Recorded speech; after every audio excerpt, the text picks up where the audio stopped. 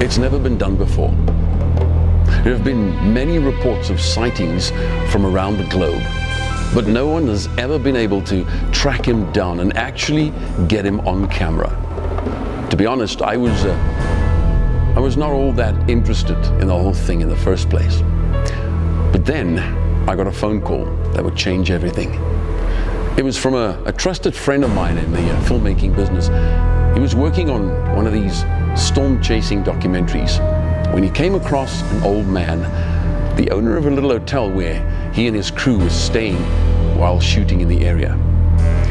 The old man had a story that sounded pretty convincing.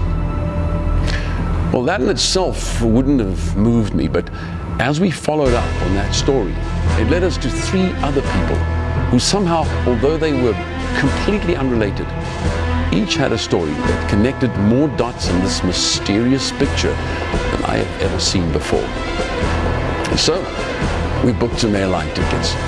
For the first time ever in my career, I was just about convinced that we would actually track him down and get the first ever on-camera interview with Jesus Christ of Nazareth. Now, the absolute bonus would be that if we got the timing just right, we would air the documentary that year over the Easter weekend.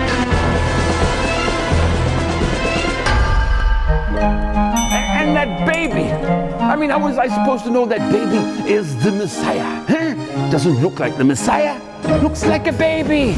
Trying to defend myself in the way I saw other boys do, I must admit I was never taught how to do that. I just think about it now.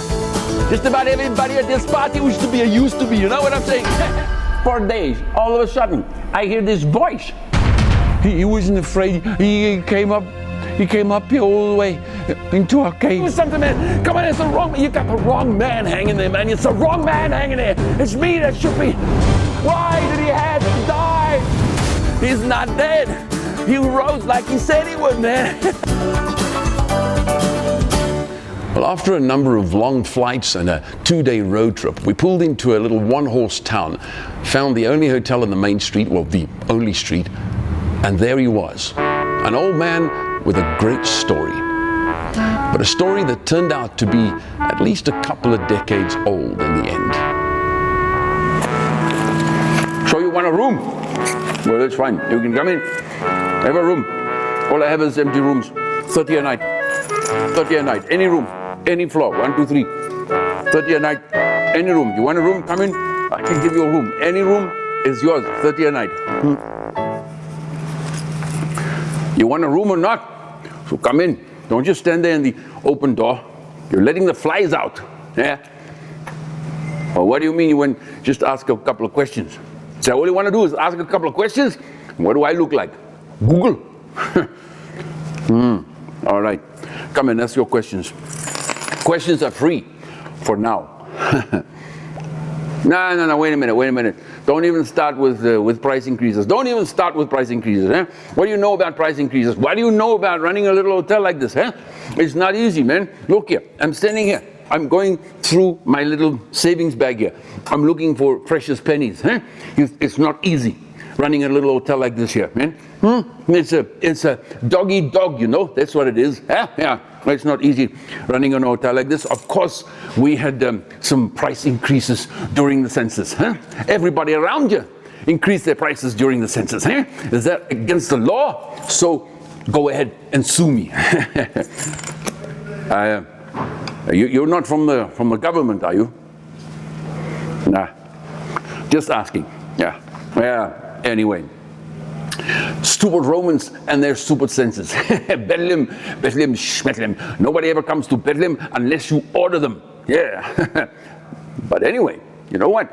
The census was good for us for business. Yeah. I made enough money in 2 weeks to last me for 6 months. Yeah, the place was stuffed. Not a place for a house and a mouse. Mouse in the house. Even the cockroaches, they went out to the desert. Yeah, well, the place was full. Yeah, you know, I let the best rooms go for 80 a night. All the rest for 50 a night. And I even had people here in the lobby, in the foyer, 4:30 at night. Yeah, place was full. Come to think of it now, yes, I even had a little couple that I put up in an old tool shed, you know, I have here behind me, and I charged them 20 a night. I could have asked them 30 a night, but you know what? I asked them 20 a night because, you know what? They were such a cute little couple. I put them in a tool shed for 20 a night. And by the way, they were country pumpkins, right? For all they knew, it was the honeymoon suite. But anyway, I took pity on them, you know, because, you know, they were young, they traveled far, and the lady had, you know what? They had a little problem. So I thought, I put them up in the tool shed. What do you mean, what kind of problem? They had a little, just a little difficulty, yeah?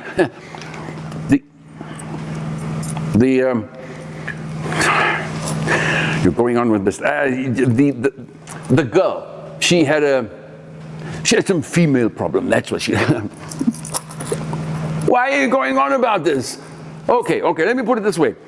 She was going to have a baby, all right? What do you mean you've heard about that baby? You also. You're the third person that's asking me about that baby. You've heard about... Oh, now I understand. You come to criticize me here in my own... Another one to come and criticize me. Well, you go ahead, right? You criticize me, all right? Because my family criticizes me. My best friends criticize me. And for all I know, the whole of history is still going to criticize me. So you go ahead, you criticize me. When you criticize me, you tell me, how was I supposed to know who these people are, huh? I mean, that girl had on her a big belly, but I was supposed to know she was going to have a baby in my tool shed? And that baby, I mean, how was I supposed to know that baby is the Messiah? Huh? Doesn't look like the Messiah, looks like a baby. In any case, the Messiah is supposed to come on the clouds or something, huh? This baby comes in a toolbox.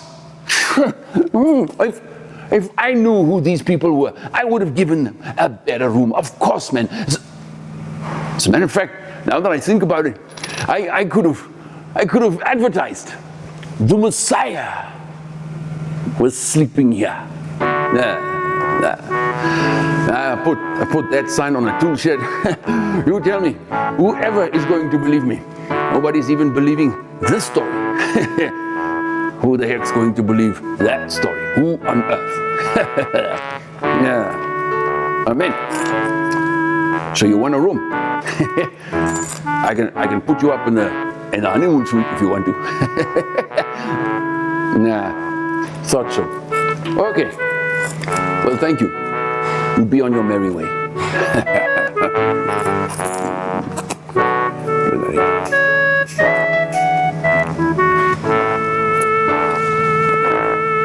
Media. Well, at that stage, I was still fairly skeptical. You know, old man stories are like war stories. You know, they're a dime a dozen. But we had another 3 leads to follow up on, and the next guy's story turned out to be just a little bit more fascinating and slightly more current.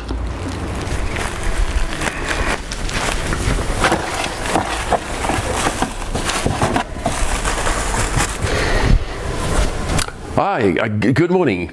You're the camera crew guys. Good morning. I'm sorry, you caught me a little bit off guard. I was just unpacking. I came in a little early this morning to unpack some new stock that we've just brought in all the way from Italy. These imported 100% cotton. Italian fabrics. We saw this when we were out there, and we decided to bring this in, and we brought a whole range of them in. And forgive me, there I go again. My wife always says that you know that I give nobody a chance before I start sort of living my passion. You know, and talking about my wife, I'm so sorry. She would literally kill me if she sees that I'd spoken to you without my jacket. But I've got to get dressed in front of you. I'm so sorry because I was in a little early, and you've just caught me a little off guard. You want me to tell you a little bit about Jesus? Is that true? Right. Okay. Because on the phone, I sort of got that you wanted to interview a number of people with regards to Jesus, people who met them. Who met him. The name Jesus itself causes some eruptions these days. It's a different world we live in. When you now mention that name, it's almost like heads turn and eyes widen. It's a more dangerous world overall. I'd be glad to tell you about you. You want some coffee or tea? Can I offer you something to drink? Are you sure?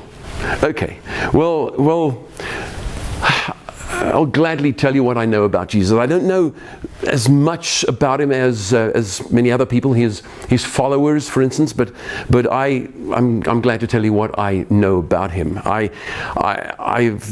The little bit that I can tell you about him is a part of my life that was a very special part. I knew him only for a short while, but it was a very special short while that I knew him for. Now, I suppose I better tell you a little bit about myself. If my sentiments about Jesus are going to make any sense to you, you would agree, all right? I grew up as the only child. I was born in a very small little town, and my dad died when I was very little, I think 2 or 3 years old.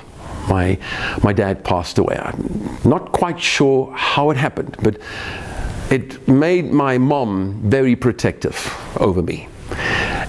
She always said that nothing should happen to me like with my dad. And so I grew up under her wing, literally. We never settled after my dad died. We sort of moved from family members to family members. And my mom was a bit of a, I don't know, she was a difficult kind of person to live with. I think because she was a nervous kind of person. She's sort of always looking over her shoulder. I think it must have something to do with my dad's death. And so we only managed to stick around for 6 to 9 months at a time with family members, and then they would sort of get a bit fidgety, and we would pick up and go. Now, we had just moved in with an uncle and aunt of my mom's, just outside a little village called Nazareth, and I was about 6 or 7 years old, first or second year at school, and we moved in during the holiday times. And after the holiday, things were sort of the same. I've gotten used to how things would be. And so after holiday times, I sort of joined the local little school, and the first day at school was very similar to all other first days that I've experienced. But after school, on that first day, on my way home from the village to where my mom's uncle and aunt stayed, I noticed that there was a group of boys that were following me. And as we got out of town, where it was quiet and no other adults to see us, no other people per se, they started running behind me. I tried to outrun them initially. I knew that wasn't going to happen. And so they caught up with me, and they sort of drew a little circle around me. There were about 10 or 12 of them. And they started shoving me back and forth, one after the other, and one to the other. I could barely stay on my feet. This kind of thing has happened to me before. And so I raised my hands in trying to defend myself in the way I saw other boys do. I must admit, I was never taught how to do that. I didn't know how to defend myself in that kind of way. Once it got a little too violent, I decided I was gonna run for it, make a break, and see if I can get away.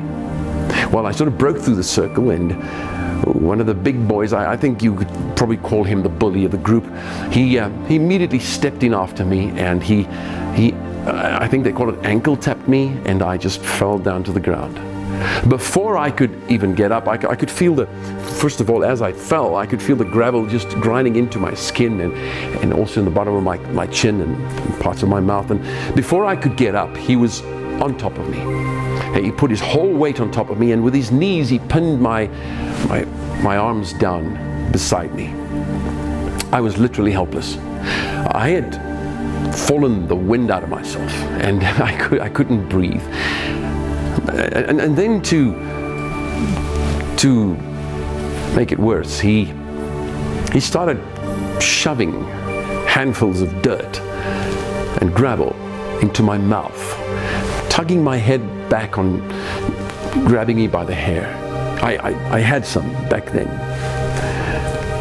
And he was filling my mouth with dirt while he was shouting, so what do you say now, you little faggot? What do you say now? I didn't know how to defend myself. I was completely helpless. I couldn't breathe, and I was literally swallowing, mouths full of dirt. And that kept going for quite a while. Eventually I sort of coughed up some, and I started crying. And that was like a signal, kind of, you know. It was like the others who just smelt blood, and they got really wild. They started really dancing around us and shouting profanities and really getting loud and wild. While that noise was feeding the aggravation and the aggression of this boy. And he was just stepping it up a notch every time they would shout and scream. And then I literally thought I was dying. I know it might sound silly, but I couldn't get air into my lungs. And I felt how I was fainting. And then all of a sudden, at that point, it became really quiet out there. And I felt how somebody was pulling this bully off of my back. I turned around as quickly as I could, trying to gasp for air. Got most of the blood and the dirt out of my mouth, and then I looked up, and from where I was sitting, I could see this boy. I don't know where he came from. He wasn't with the other boys, but he was there holding the wrists of this boy, this bully, in his fists, and he was looking him straight in the eye, and he was saying to him, "If you want to pick somebody to bully, you pick on me, won't you?"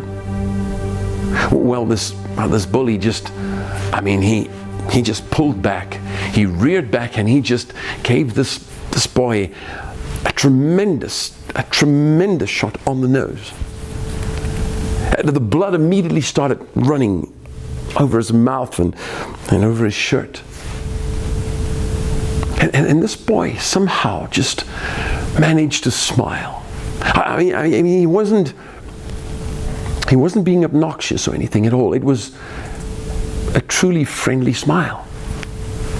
I would never forget that smile. So I think the bully, he couldn't do anything against that. He expected retaliation, and just the opposite happened. And so he turned around and walked off. And then he just mumbled something, and his friends just followed him, and they started singing and chanting some stupid song. Then this boy helped me up. He gave me a hand, and he pulled me to my feet. And the first thing I could do was to thank him for his help, obviously. And I said, I'm so sorry for the beating that you had to take. I tried to defend myself, and I was just overpowered. I tried to explain And he said to me, "Don't worry. It's fine." I said, "Listen, thank you for coming to my rescue." And he said, "Listen, that's what I'm here for."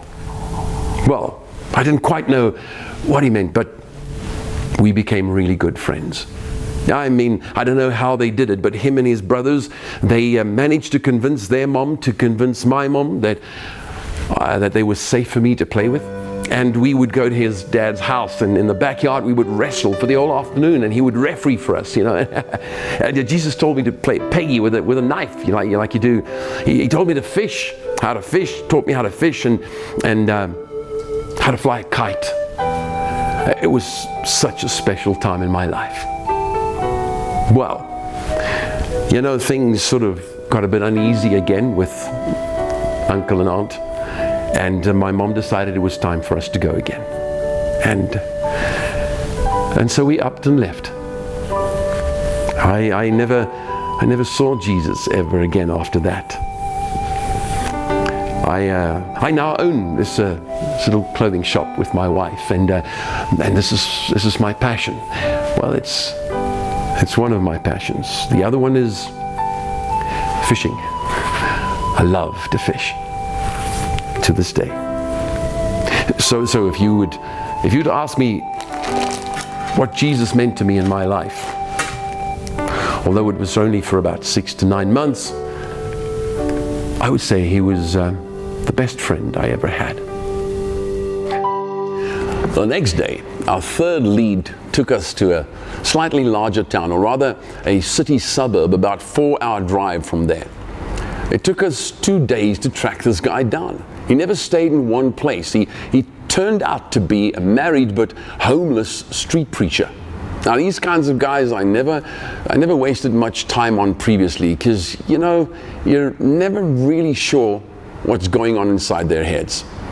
What fascinated me about him, though, was that the fact that everyone we spoke to in trying to locate him mentioned something about him never being able to speak. He was completely dumb, until he one day was mysteriously healed. Yay! What are you doing here? You're talking about so much about Jesus. He was asking so many questions about Jesus. You got some sort of a Jesus convention happening or something, or what? You want me to tell you a story about Jesus? I can tell you a story about Jesus, short and oh so sweet. Where will I begin? Yeah, know that holiday in Jerusalem, the Passover. Yeah.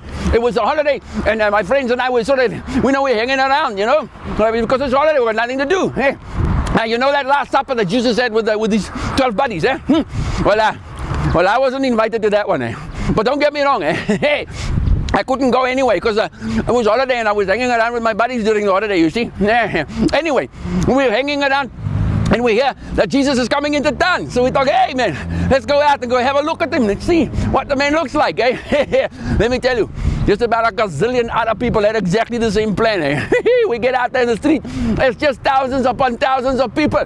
They're swinging olive branches and they're throwing palm trees on the floor. It's just incredible. And there he comes. And I'm saying to my buddies, so watch out. He's gonna come in a 24-karat gold-plated chariot. He's on a donkey. And his 12 buddies, they're walking with their feet, man. I'm thinking to myself, hey, so supposed to be a king of kings or something, and looks like he's like a people's person. And so the first thing he does, is he goes to that big church building there in Jerusalem. You know what's that building? The temple. That's right. Yeah. He goes to that big building. Right? He gives those religious stuff shirts. He gives them a go for the Bible.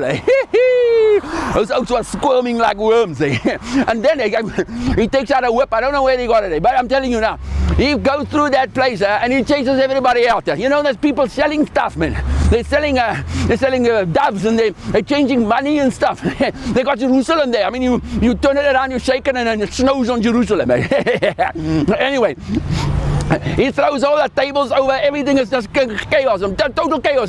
There's a fight happens. Hey, I decked this one guy, man. Hey. Anyway, it was so cool. And so we thought to ourselves, hey, why don't we just throw him a little surprise party? Hey, anyway, we'll do it out there in Bethany, there by old Simon's house. You know Simon the leper? Used to be leper. Just think about it now. Just about everybody at this party used to be, you know what I'm saying? Who was there? Well, there was a board. He used to be as blind as a bat, you know.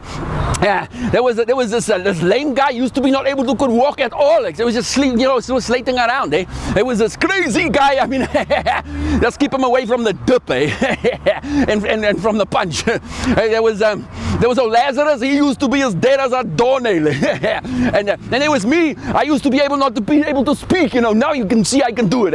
I can talk now. And then there was Maria. Well, she used to be a hooker. Who else is there? Oh yeah, lots of people. But anyway, so we get together, the party is just starting, and everybody's starting to tell jokes. How do these people tell jokes at parties? Next moment, Jesus comes up. He says, I want to tell a joke. We go, hey, I didn't know you had a sense of humor. So anyway, he starts telling this joke. He's saying, knock, knock. And we all go, who's there? He goes, Israel. We go, Israel who? He goes, Israel, nice to meet you. Stupid joke, but anyway, he tried. And then what happens is old Bod, he starts telling a story about how how the blindness went away with the mud piles on the eyes and all sorts of things. Gross, man. And then this crazy dude, he started saying this poem. I mean, he's like completely educated. That's it. And then, this lame oak, he starts doing the hopscotches. And I think to myself, hey, you know what I'll do? I'll get on this little case, and I'll just tell a story about my dog, Arabella. I think I'll just make a little speech about my dog. So I do my speech. I bow after my speech. Once I bowed my speech, I get up. Old Lazarus gets up. He says, hey, you think that's something? You try be dead for 4 days. Anyway, then Maria, she does a crazy thing. First of all, she says, it's so good to be not a hooker anymore, And then what she does is she takes this bottle of perfume, and hey, it's like really expensive Italian stuff or something, right? And she starts pouring it out all over Jesus. Hey, his buddies, they flip out. They go, yeah, whoa, you can't do that, man. Look at that. It's expensive stuff. So Jesus says, don't bother, man. Let her do it, okay? Because, in this way, I can smell good for my funeral. I'm thinking, funeral? Well, then he tells us they're going to come fetch him, we're going to take him out, and they're going to kill him. Well, that killed the party. I mean, you try it. You throw a party, halfway through the party, you tell the people they're going to come and go and fetch and kill you. Everybody goes home, man. And then he says, hey, but don't worry, man, don't worry. I'm going to come back because I'm going to just make some space for you in my father's house. There are many rooms out there, you see. So I go, oh, okay, well, doesn't make sense to me. But old Lazarus, he understood that. He kind of sort of made out about going away and coming back, Anyway, and then he was scarcely finished with the story. And then the next moment they come in and they take him out, and there you go, they kill him. But don't worry, 3 days later, I'm telling you, 3 days later, he's back. I think, hey, this is a man of his word. You can bank on this, okay? Anyway, then he says, listen, guys, I'm going to go away now. Again, I'm going to just ask. No, man. You come, you go. What's the story, man? Why don't you stay for a while? He says, no, wait a minute. I'm going to go now again, all right? What I want you to do is, I want you to sort of just get a couple of guys in on the story, You'll get some people into, to I don't know, become used to these. And so that's what I'm doing here. That's what I'm doing here. Maybe you guys will, give me a little punt there. That's what I'm doing here. I'm making some used to be's. Hey, camera. Oh, there you go. Hey. You wanna be a used to be? Ask me. Come on. I'm not joking. Ask me. You wanna be a used to be? Ask me. Yeah. This is gonna be on YouTube.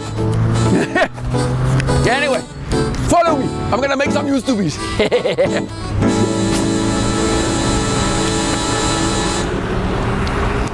Well, as we were making our way to interview our next lead, we heard a very strange story about a weird guy living in a cave on the land of a farmer in the district. Apparently he used to work for the farmer, but went completely crazy at some stage. It was on our way, and curiosity just got the better of us, so we decided to take a slight detour. What we didn't realize was that it would become one of the most daunting and daring interviews we've ever attempted. Just to get to the location itself was a mission of its own. And then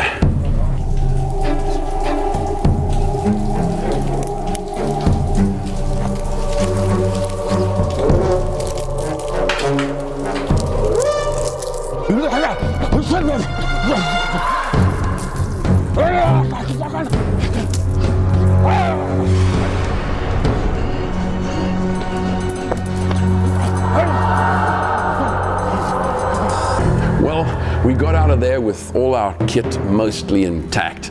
And sometimes you just got to stick to the original plan and not get sidetracked. But now you tell that to a documentary filmmaker. That afternoon we arrived at a small lodge, really like a wedding venue, where our next lead was a confectionery chef running a small kitchen on the premises. Now this guy's story had the crew just rolling on the ground. I mean, there's just nothing more to say about it. Dead! I can tell you stories about being dead, eh? 4 days I was dead. That was after the 10 days that I was sick. You know, it all started right here. A little pain in my pancreas. Yeah, I get sicker and sicker and sicker. And then you know what happens? I collapse. Kabam! Yeah. My two sisters, Martha and Maria, before I collapsed dead, they called Jesus. They say, Jesus, you must come and do your things over Lazarus. You know, the stuff you do that you can get better. But Jesus doesn't come, you know. My sister Martha and Maria, they always say to Jesus, Jesus, boy, one day I'm telling you, you're going to be late for your own funeral, eh? Well, I don't know about that. But they were sure as heck late for mine, right? Yeah. So they say the funeral over me, right? They close me up in a big cloth, and they do the funeral. I like what they said at the funeral, right? I didn't like the music too much, but I like what they said at the funeral. Said good stuff about me, right? And there I am. But you know what? They put spices on me. They're like you're like a bit like a pizza. Yeah. And there I'm lying. Now, just getting used to being dead, you know? 4 days, all of a sudden, I hear this voice from outside the grave. Lazarus, you come out of there. I'm thinking to myself, what?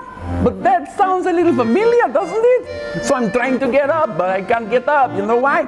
What would you do with 50 kgs of pizza spices on you, right? You can't get up. So the two men, they come into the grave and they open me up again. I get up, I see, woo, all the dead people. Hey, there's my aunt Martha. There's Uncle Hans. I'm thinking to myself, it's a good thing he only called my name, right? Otherwise, all these people would be alive again. And between you and me, you know, Uncle Hans, when he died, I owed him 500. He's better off dead, right? So I get out the grave. I see, whoa, all these people. There's Martha, there's Maria, there's Jesus, right? He's a little bit smaller than me, right? And I'm saying, hello, Jesus. What happened? Jesus said, you were dead, Lazarus. I said, yes, Jesus, I know I was dead, but what happened? Jesus said, man, I made you alive again. I'm saying, thank you, Jesus, for making me alive again. Jesus said, don't worry, man. That's what I'm here to do. But come on, let's go get something to eat before you collapse again, right? And off we go. We have a steak. Yeah. 4 days, I was dead as a doornail. That evening, I got a phone call that turned us around in our tracks. I mean, literally. The owner of the land on which we had that unscheduled encounter with the crazy possessed guy in the cave called and told me about a turn of events that led me to believe that we might just have missed the opportunity of running into Jesus himself by as little as a day. My interview with Darby the following morning was simply astounding. You don't know what it's like, eh? You don't know what it's like. You don't know. You stay in the caves and it's cold and you just stay in the caves and people don't want to come close to you. People don't want to come near because you stay in the caves and that's where they put dead people. They shout things at you. The people, they throw stones at you. they don't want to come. They don't want to come near you because because why? Because they're afraid they will get what you have. So they don't come near you. They bring a boxes of food and they put it there, and that's what we eat. They were all just too afraid, but he wasn't afraid.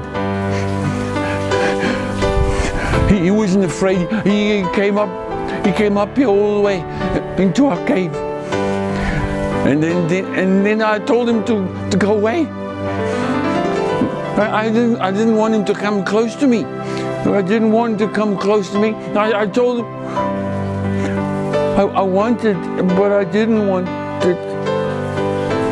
I told him to stay away from me, but he just came closer and closer, and then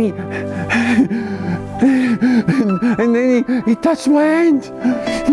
He did, and then when he touched my hand, the bad things went away. And that was good. That was so good. Because now I can breathe again. I can breathe. That was so good. I can breathe again. He told me that I can sing songs now. He told me he said I should sing songs. And so I know this one Afrikaans song. Because he said, now I'm walking in steps of hope. That's what I'm walking in steps of hope. And so let me sing it to you. Ek loop in spore van hoop. Ek loop in spore van hoop. Ek loop in spore van hoop. In spore van hoop. He told me he'd broken my chains. I don't have to do the things I used to be. Ik loop in sporen van hoop.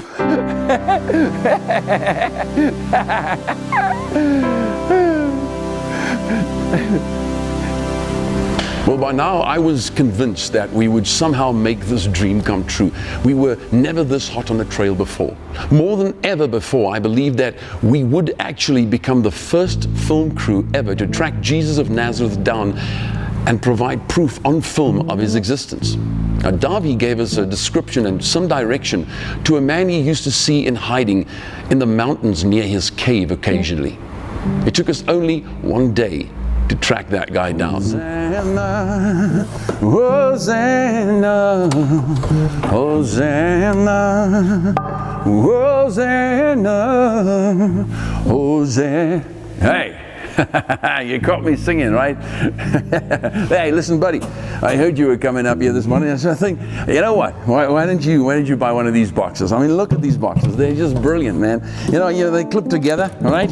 Down there in town, you pay for these boxes. You'll easily pay for them $100. $100 easily, right? Up here, from my workshop, yeah, you can get them for 40 each, 80 for the pair. I mean, these are not strong boxes, man. You can pack stuff in them, you can move stuff in them, and they're sturdy, man. Look, and you know what? I give them a guarantee as well, and I service them. You know, I restore them. This is a client. I'm just restoring this client. Brilliant box. Okay. Man, you don't think I'm a good box maker, right? Well, I don't know. I kind of agree. You know. Yeah, I'm still learning, man. You know, these boxes are sort of my first new hobby trade. You know, if I was as good carving these boxes with this knife of mine as I was with my previous hobby, yeah, you know, I wouldn't have to even worry about the bread and butter. I just my previous hobby. How can I say? What was it? Carving. Yeah, it was carving. Yeah. I was carving Romans. Listen, man, yeah, you guys are here to ask me about Jesus, right? Well, listen, don't even deny it. I know it, man. You're posing as some kind of news team. You're shooting that documentary. I've heard all about it, man.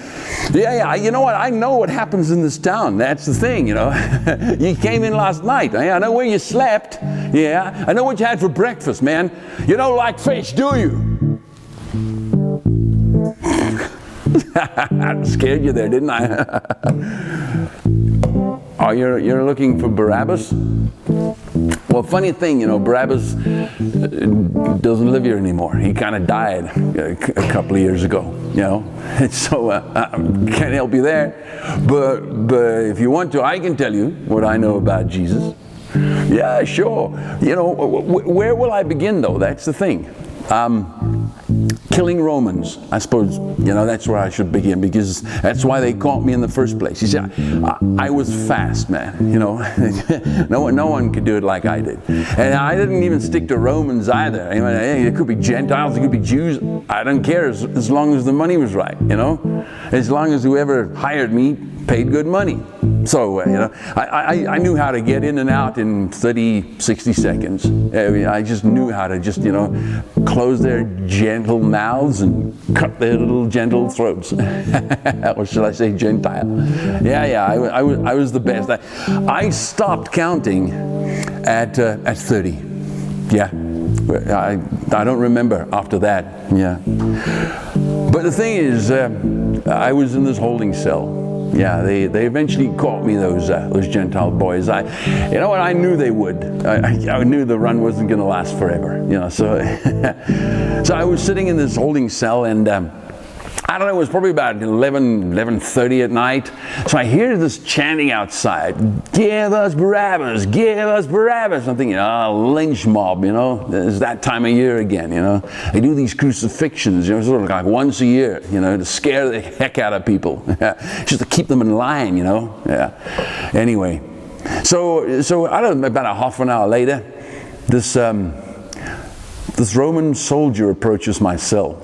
I could hear it was a Roman soldier because they got small, gentle little footsteps. Comes up to the cell gate, throws it open, and says, "Get out of here, you Jewish pig." I was kind of offended, but I thought to myself, I'll let it slip, because I wasn't going to, you know, wait for a second invitation. So I got out of there as quickly as I could, and I went up to the mountain, you know, where I had hidden my knife. Be prepared. It's always been my motto. So I stayed up there, laid a little low for a couple hours. I thought, well, you know, 10, 11 o'clock, I thought, you know what, I'll go down to town and have a look at the guy that got in my place. Yeah. Well, when I got down there, you know, the party had already started. You know, I don't know if you've ever been to one of these whippings. It's fun and games, my man. You know, you're 30 feet away from the guy that's getting whipped, and you get blood in your mouth. It's flying all over, man. Yeah. Well, when I got down there, they'd already finished with that. The poor little Jew's back was already, you know, like a hamburger. Yeah, you could see his ribs. I swear I could see his lungs. Anyway, when I got there, you know, they'd already placed him on that little box. They used to do that. They would put out a little box, and they would kneel on the box. And the whole idea was to get them to beg and to plead. Because you see, these Roman guys, they didn't just kill people. No. They made martyrs out of everybody. They had to, you know, they had to scream and shout and beg and plead. Because that was the show of pain, you see. They liked to inflict pain, these Roman soldiers. It was, you know, the government of the day. So he had this little Jew on there, sort of kneeling on this little box, and he had this, like, I don't know, like baseball bat thing in his hand, and he was just pounding him in his ribs. He was just pounding him. At some stage, he would go right through his ribs, and he would just battle to get it out of his body where it was all broken, man. I'm telling you, when I saw that, I thought, oh man, you know, that's not necessary. I already, you know, got the feeling that I should, I don't know, have a look at what's inside of the belly of this fat Roman soldier. Yeah, I'm curious, I wanted to see what's inside.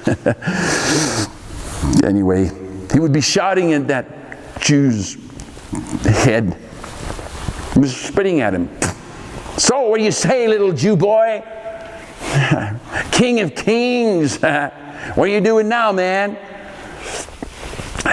The thing is, this Jew was exceptionally quiet. He never said anything. I mean, he never said a word.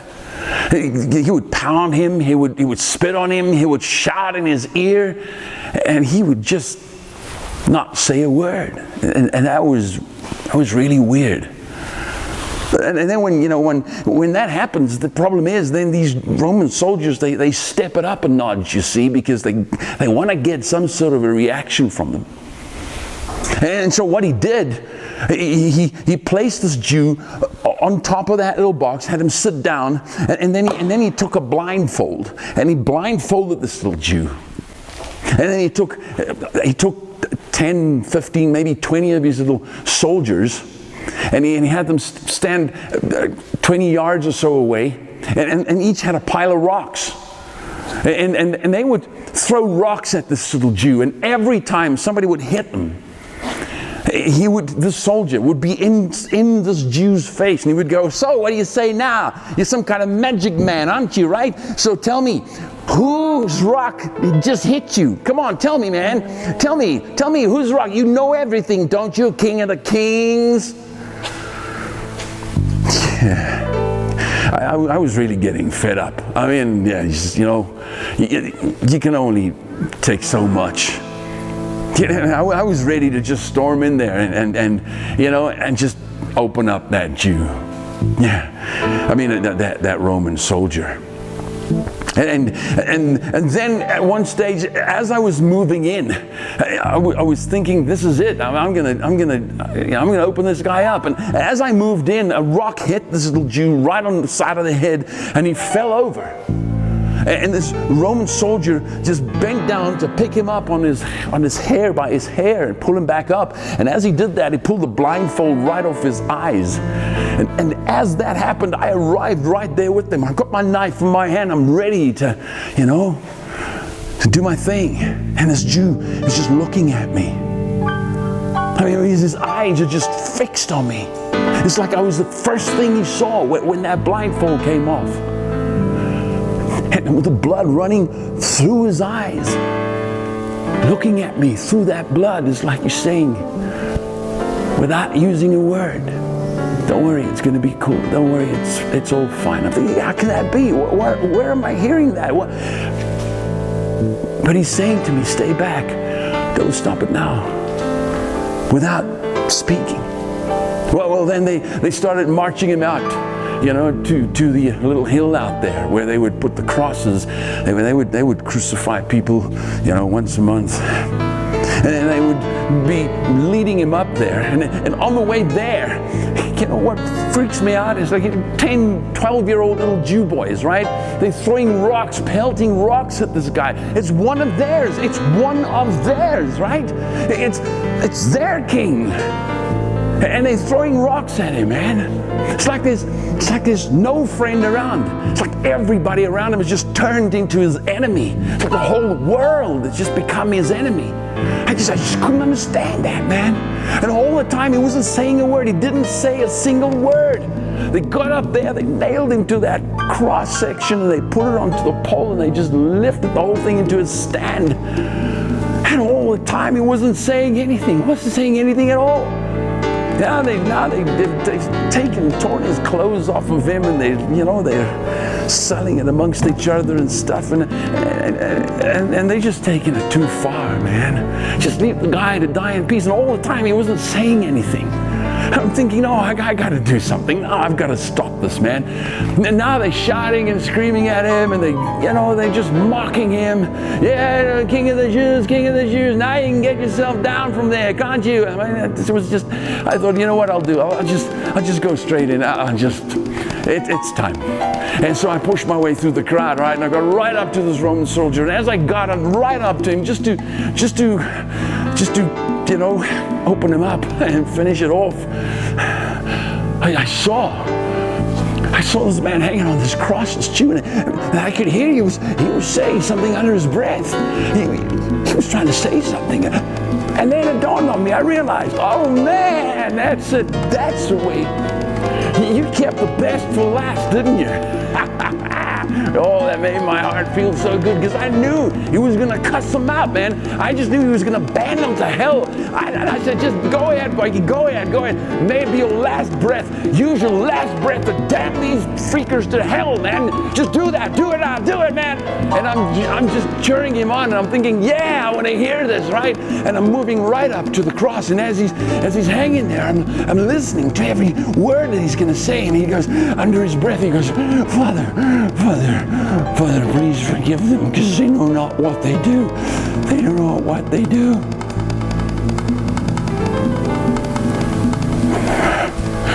And for once, I just had to do the right thing, man. I just realized, man, I had to stop these guys. I was just trying to find somebody. I said, you stupid Roman soldiers, you stupid soldiers. I mean, are you out of your minds, man? Come on, do something, man. Come on, you got the wrong man hanging there, man. It's the wrong man hanging there. It's me that should be.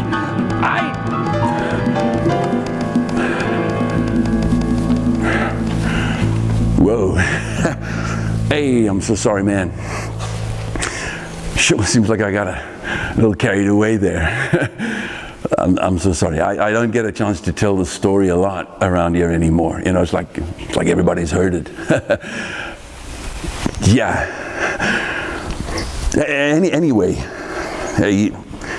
he died that day, and I don't know, a couple of weeks later, a couple of months later, I suppose. You know this guy Peter. You know him? You guys have met him?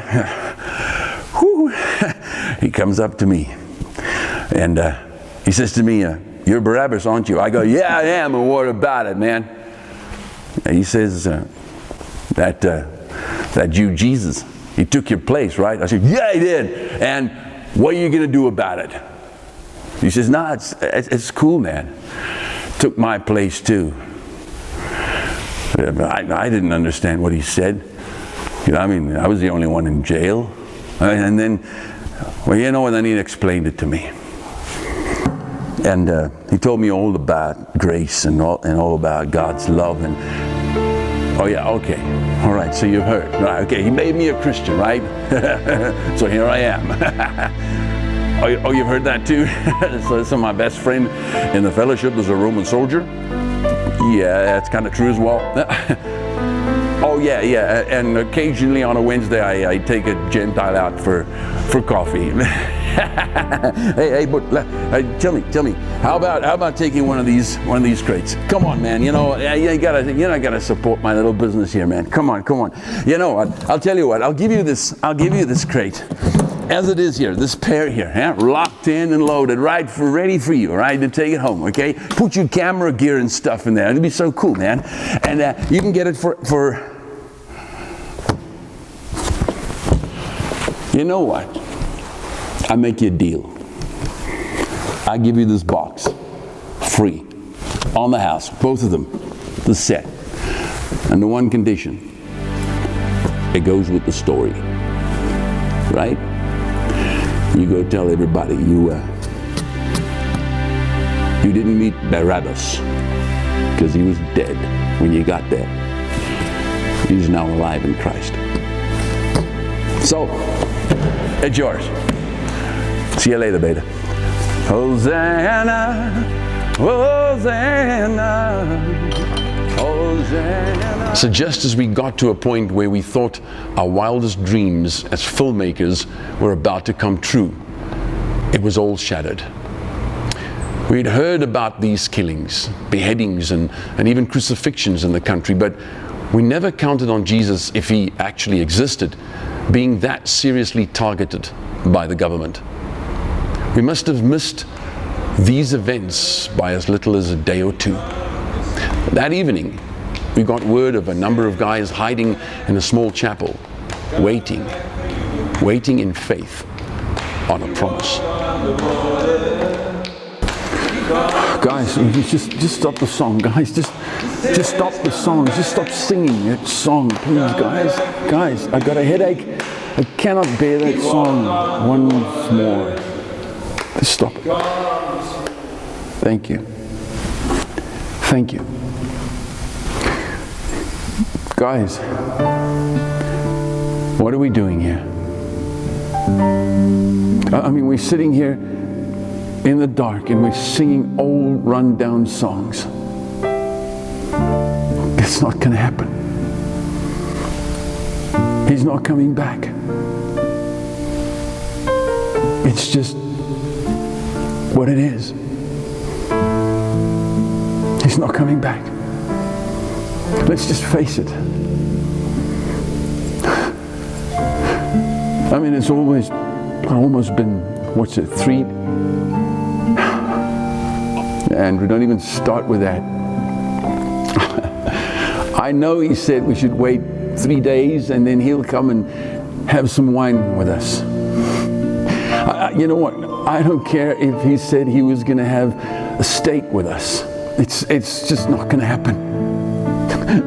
He's dead, guys. He's dead. He's not coming back. And you know what? Even if it was true that he's alive, wherever he is now, I can guarantee you he wouldn't want anything to do with us. I mean, guys, he's written us off because we did. I mean, we couldn't even watch him get killed. And we ran off. Now we're sitting here. It's not going to happen. You know what? We can sit here, we can wait until this wine turns into vinegar. It's not going to happen. He's not coming back. He's dead.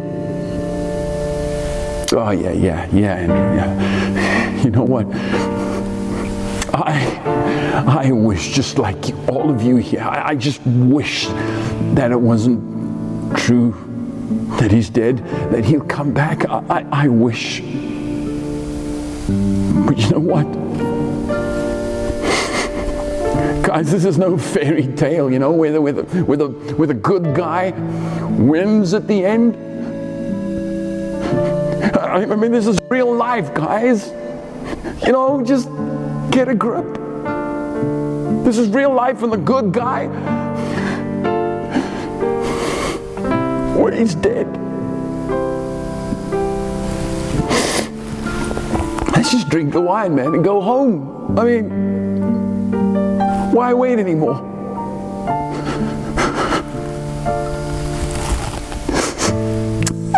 You know what? I've just had enough trouble for today.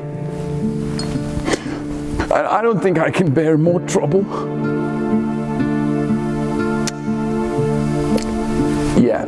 I remember. I remember when he said that. I remember that clearly. Won't you just let today's trouble be enough for the day? Yeah, I remember, Peter. Remember when it happened?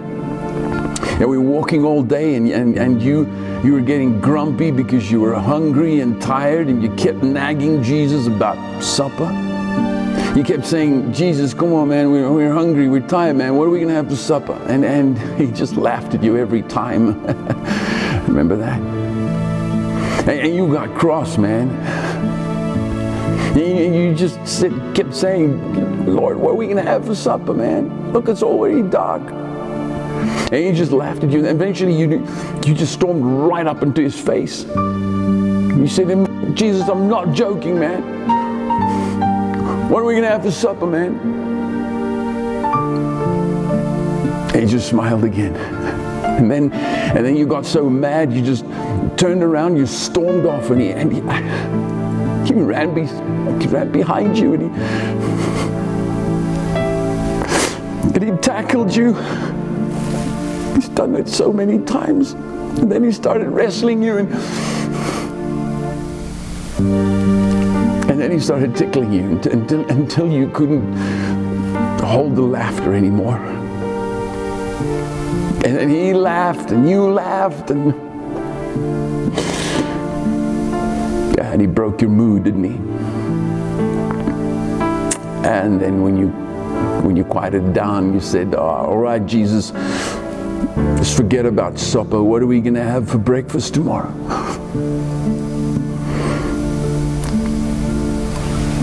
And he just said, Peter, don't worry about tomorrow. Tomorrow will have its own troubles.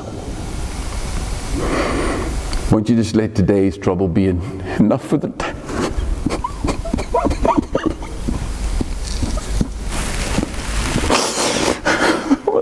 You know what, guys? I've just had enough trouble for today. I just don't think I can bear more trouble for today. You know what? I just don't know why he had to die. Why did he have to die? You never did anything wrong. Oh, man.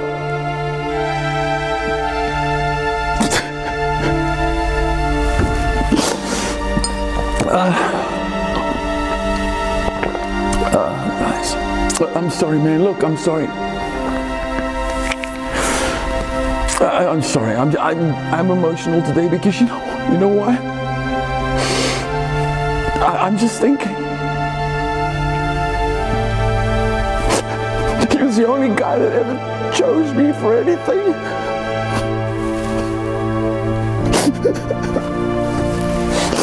Yeah, listen, you know what? I'm going to just get out of here. I'm going to just leave. Don't follow me. No, it's fine. It's fine. I'm just going to go out and clear my head. All right? Don't follow me. I'm going to just... I'll catch up with you guys later. I'll just catch up with you.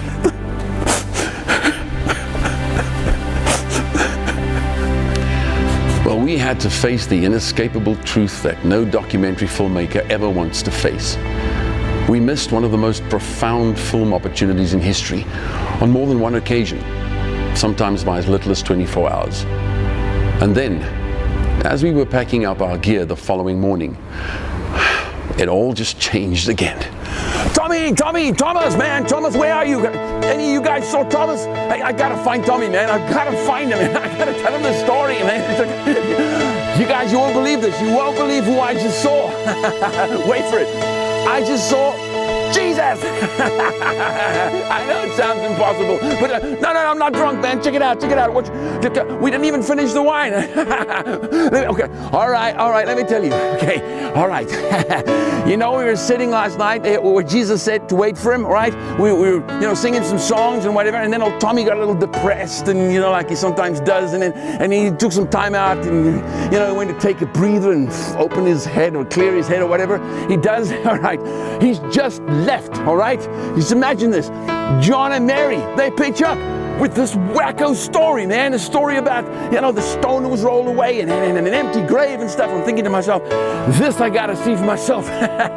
So I'm out of there, man. I leave them in the dust. When you speak to John, he's gonna tell you that he outran me, right? But I'm faster than John, right? All right, anyway, so I'm going, man, full tilt, right?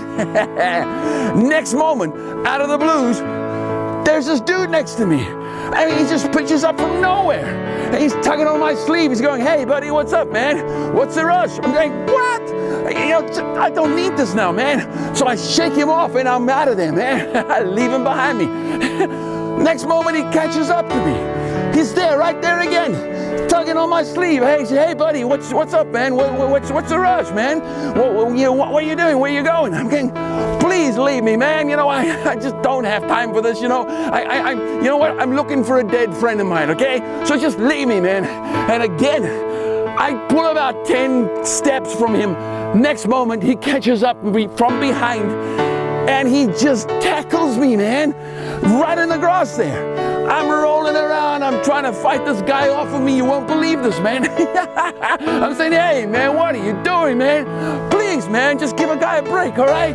Like, I just don't have time for this. Like, I got enough troubles for the day, man.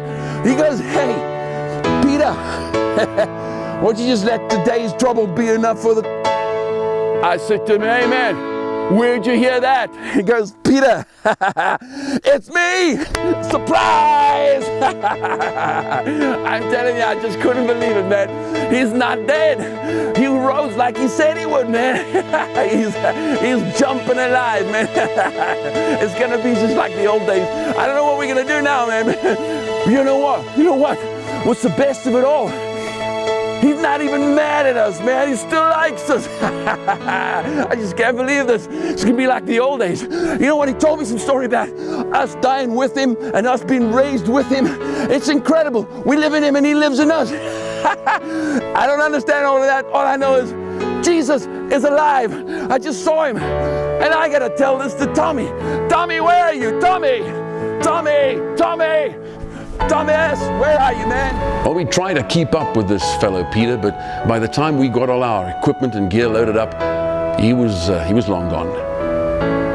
We set out to do what no crew has ever been able to do, to interview one of the most powerful individuals that ever walked on the face of God's earth. And in a weird kind of way, I think somehow we did. We spoke to 8 witnesses whose stories were all so profound and interconnected that it's almost impossible to ignore the fact that although we didn't get Jesus the man himself on camera, there's so much of him alive in each of these witnesses that it's almost impossible to get myself to a point where I could honestly believe that he is dead.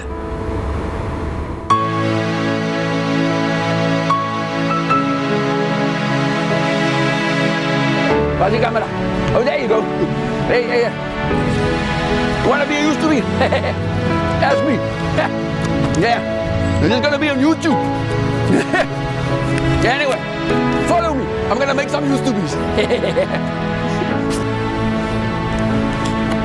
There you go. And my YouTube.